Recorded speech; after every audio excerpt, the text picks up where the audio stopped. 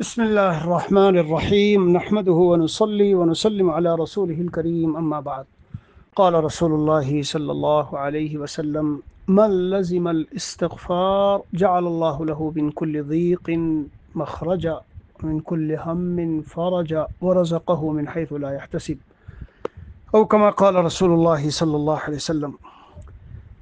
میرے عزیزو، اتنی قیمتی بات ہے اور یہ سارے خزانے ہیں نبی کریم صلی اللہ علیہ وسلم کے ارشادات عالیہ، ارشادات مبارک۔ کیا بتاؤں، بس کیا کچھ خزانہ ہے اس حدیث پاک میں۔ اے مسلمانوں، اے ایمان والو، بھائیو، دوستو، پریشان حالو، تنگیوں میں، الجھنوں میں اور ذہنی اذیتوں میں الجھے ہوئے میرے بھائیو، کیا فرمایا ہے حضور پاک صلی اللہ علیہ وسلم نے؟ من لزم الاستغفار، جو استغفار کو لازم پکڑ لے گا، اللہ اس کے لیے ہر تنگی سے نکلنے کا راستہ بنا دیں گے۔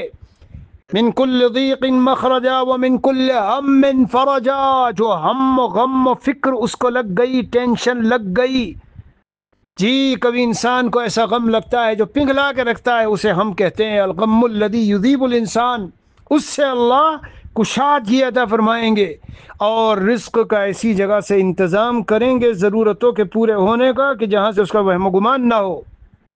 میرے بھائیو، یہ سب تو آپ لوگ ہم لوگ سنتے ہیں، تو کیا یہ کوئی ایسے فرضی افسانے ہیں یا ایسی ہی ہوائی باتیں ہیں؟ دل کی گہرائی اور قوت یقین سے میں اور آپ فرائض و واجبات کو ادا کرنے اور بڑے بڑے گناہوں سے بچنے کے ساتھ استغفار کو لازم پکڑ کے دیکھیے۔ چلتے پھرتے اٹھتے بیٹھتے استغفار 500-600 مرتبہ استغفار کر لیا کیجئے۔